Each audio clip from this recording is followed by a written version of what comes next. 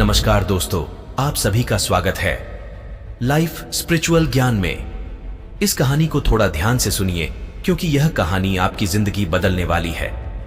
एक समय की बात है, महात्मा बुद्ध के सबसे प्रिय और करीबी शिष्य आनंद एक बार कहीं जा रहे थे। तभी रास्ते में उन्होंने देखा कि एक आधे उम्र का व्यक्ति एक चट्टान के ऊपर बैठकर रो रहा है। यह देखकर आनंद वहीं रुक गए और उस व्यक्ति के पास जाकर उसके दुखी होने का कारण पूछा। वह व्यक्ति अपने आंसू पोंछते हुए बोला, मैं यही पास के ही गांव का रहने वाला एक बदनसीब व्यापारी हूं। मैं जो भी काम करता हूं वह बिगड़ जाता है। व्यापार के चक्कर में मैंने अपनी मां और पत्नी के गहने गंवा दिए, अपने परिवार को खो दिया और यहां तक कि अब तो मेरा घर और खेत भी गिरवी है। मुझे तो लगता है कि मेरी किस्मत ही खराब है। उस व्यक्ति की बात सुनकर आनंद बोले, तुमसे किसने कहा कि तुम्हारी किस्मत खराब है? जरा मैं भी तो जानूं कि तुम्हारी किस्मत में क्या खराबी है। व्यक्ति बोला, पहले मैं खेती करता था, लेकिन हर साल उसमें घाटा होता था। कभी सूखा पड़ जाता तो कभी ज्यादा बारिश से फसल खराब हो जाती, कभी आवारा पशु फसल को नुकसान पहुंचाते तो कभी कीड़े मकोड़े और बीमारियां फसल को बर्बाद कर देते हैं। खेती से मेरे परिवार का गुजारा ठीक से नहीं चल पा रहा था, जिससे परेशान होकर मैंने खेती करना छोड़ दिया। व्यापार करने का निश्चय किया।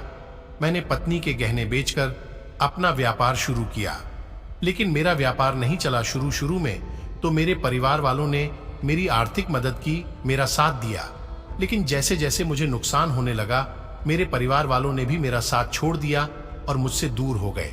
अब तो वह मुझे देखकर अपनी नजरें फेर लेते हैं और मुझे ही अपने परिवार की गरीबी और दुर्दशा का जिम्मेदार ठहराते हैं। अब तो मुझे अपना जीवन ही बोझ लगने लगा है। अक्सर मेरे मन में ख्याल आते हैं कि अपना जीवन ही खत्म कर लूं, और मैं आज यहां आत्महत्या करने ही आया था, लेकिन हिम्मत नहीं जुटा पाया। इसीलिए इस पत्थर पर बैठकर रो रहा हूं। दूसरी तरफ मेरा एक मित्र है। हम दोनों ने एक ही साथ व्यापार शुरू किया था, लेकिन वह आगे बढ़ गया और मैं पीछे रह गया। मेरी इस असफलता की वजह से वह हर समय मुझे नीचा दिखाने का प्रयत्न करता रहता है और वे अक्सर मेरे घर आकर अपनी सफलता की बातें करता है। मेरे घर वालों को बताता है कि कैसे उसने कड़ी मेहनत करके इतना बड़ा व्यापार कर लिया, और वह अक्सर अपने फलते फूलते व्यापार के किस्से मुझे मेरी पत्नी और मेरे माँ बाप को सुनाता रहता है, जिसे सुनकर मेरे घर वाले उसकी तो प्रशंसा करते हैं, लेकिन मेरी बुराई करते हैं, मुझे नकारा और कम दिमाग का कहते हैं। मेरी पत्नी और माँ मुझे बात बात पर ताने मारती है, जिससे मुझे बहुत दुख पहुंचता है और कई बार खुद की नाकामयाब पर क्रोध भी आता है। लेकिन मुझे समझ नहीं आ रहा कि मैं क्या करूं। यह सुन भिक्षु आनंद ने पूछा, तुम्हें किस बात का दुख होता है? अपने असफल होने का या फिर मित्र के सफल होने का? सवाल सुनकर वह व्यक्ति एक पल के लिए सोच में फिर बोला, अगर सच कहूं तो मुझे अपने असफल होने का उतना दुख नहीं होता जितना कि मित्र के सफल होने का होता है। भिक्षु आनंद ने अगला प्रश्न किया, अगर तुम्हारा मित्र व्यापार में असफल हो जाता और तुम सफल हो जाते तो क्या तुम खुश होते? व्यक्ति ने कहा, हां, मुझे बहुत खुशी होती। आनंद बोले, इसका मतलब कि तुम्हारी खुशी तुम्हारी मित्र पर निर्भर करती है। अगर वह चाहे तो तुम्हें खुश कर सकता है, और अगर वह चाहे तो तुम्हें दुखी भी कर सकता है। तुम स्वयं से ना तो खुश हो सकते हो और ना ही दुखी हो सकते हो। भिक्षु की बातें सुनकर व्यक्ति थोड़ी देर के लिए सोच में पड़ गया और फिर बोला, आपकी बातें सुनकर मुझे कुछ आशा बन रही है। तभी भिक्षु आनंद ने कहा, जब हम किसी से आशा बांध लेते हैं तो उस पर निर्भर हो जाते हैं, फिर हमारी खुशी और दुख भी उसी पर निर्भर करने लगते हैं। इसीलिए सबसे बेहतर है कि तुम स्वयं ही आशा बांध लो। जब तुम ऐसा करोगे और साथ ही पूरी मेहनत और ईमानदारी से काम करोगे तो तुम्हें सफलता अवश्य प्राप्त होगी। तुम्हें लगता है कि तुम्हारा मित्र तुम्हें नीचा दिखाने आता है, दुखी करने आता है, पर अगर ईमानदारी से विचार करो तो वह बातें तो सच्ची ही कहता है। वह अपने संघर्ष और अनुभव की बातें बताता है। तुम उन बातों से बहुत कुछ सीख सकते हो। तुम्हें तो इसके लिए उसका धन्यवाद करना चाहिए कि तुम्हें घर बैठे इतने सारे अनुभव मिल रहे हैं। तुम अनुभवों का लाभ उठाओ, नई शुरुआत करो, ईमानदारी से कर्म करते जाओ, हार मत मानो, एक दिन तुम्हें सफलता जरूर मिलेगी। आज तुम जिसे अपना बुरा वक्त कह रहे हो या बुरी किस्मत कह रहे हो, एक दिन यह बदल जाएगी और इसी के साथ तुम्हारी सोच और विचार भी बदल जाएंगे।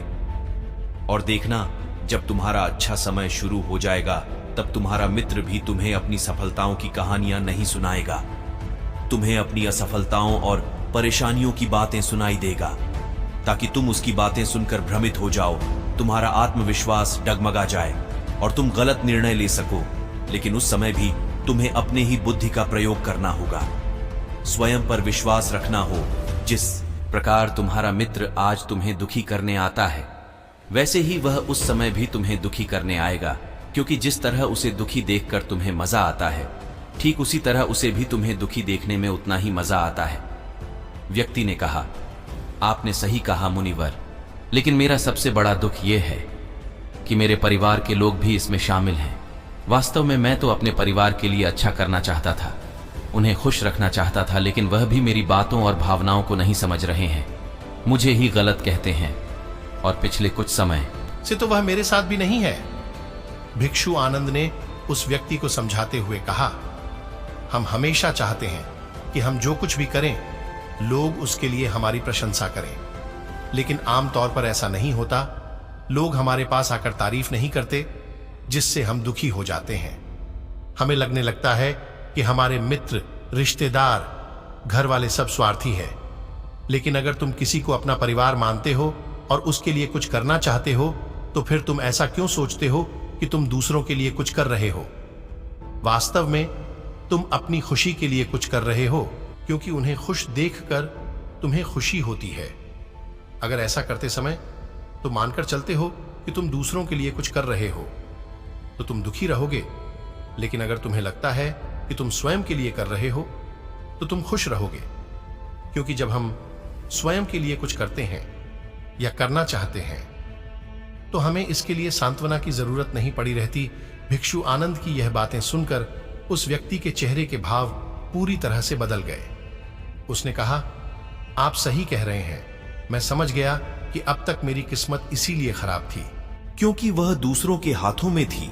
लेकिन अब से मैं अपनी किस्मत को अपने हाथों में रखूंगा, फिर से प्रयत्न करूंगा, पूरी लगन और ईमानदारी से काम करूंगा, और जब तक सफलता नहीं मिल जाती है चैन से नहीं बैठूंगा। उस व्यक्ति की बात सुनकर आनंद मुस्कुराए और उसे एक छोटी सी डिबिया देते हुए कहा, इस डिबिया को हमेशा अपने साथ रखना, इसमें एक ऐसा मंत्र है जो तुम्हें बड़े से बड़े दुख से भी बाहर निकाल लेगा। लेकिन इस डिबिया को तभी खोलना जब तुम्हारे सारे रास्ते बंद हो जाएंगे, कोई उम्मीद नजर ना आए और तुम्हें लगने लगे कि सब व्यर्थ है, यह दुनिया व्यर्थ है और यहां रहना भी व्यर्थ है। व्यक्ति ने भिक्षु का धन्यवाद किया और उस डिबिया को लेकर अपने घर वापस आ गया। उसने नए उत्साह के साथ दोबारा अपने व्यापार की शुरुआत की और इस बार उसका व्यापार चल पड़ा अपनी मेहनत और लगन के बल पर। बस कुछ ही सालों में वह एक बड़ा व्यापारी बन गया। उसके परिवार वाले भी उसके साथ आ गए और उसका जीवन बहुत ही सुख शांति और समृद्धि के साथ बीतने लगा। लेकिन समय और किस्मत के खेल को आज तक ना कोई समझ पाया है और ना कोई समझ पाएगा। यह सदा एक जैसा नहीं रहता, यह बदलता रहता है। उस व्यक्ति के जीवन में भी बदलाव आया। वही व्यक्ति जिस राज्य में रहता था, उस राज्य पर पोसी राज्य के राजा ने हमला कर दिया। उस हमले और लूटमार में उस व्यक्ति का सारा धन भी लूट लिया गया। उसके दुकानें और घर सब जला दिए गए। जान बचाने के लिए उसे अपने परिवार के साथ वहां से भागना पड़ा। व्यक्ति अपने परिवार के साथ कई दिनों तक इधर उधर भटकता रहा। वह दाने दाने को मोहताज हो गया। उसका बच्चा बीमार हो गया और इलाज के अभाव में बीमारी से बुरी तरह रहने लगा। यह देखकर उसका हृदय चित्कार कर उठा। उसके पास अपने बेटे के इलाज और परिवार को खिलाने के लिए धन के नाम पर एक सिक्का भी नहीं था। वह अंदर से बुरी तरह से टूट गया। ऐसे में उसे एक बार फिर से निराशा नहीं घेर लिया। उसे लगने लगा कि उसका जीवन व्यर्थ है, सारी दुनिया व्यर्थ है। लेकिन तभी अचानक उसे भिक्षु आनंद द्वारा दी गई डिबिया की याद आई। उसने भी उत्सुकता के साथ उसे खोला। उस डिबिया के अंदर एक पर्ची रखी हुई थी। उस पर्ची पर कुछ लिखा हुआ था। उस पर्ची को उसकी आंखों के सामने छाया हुआ निराशा का अंधेरा छट गया।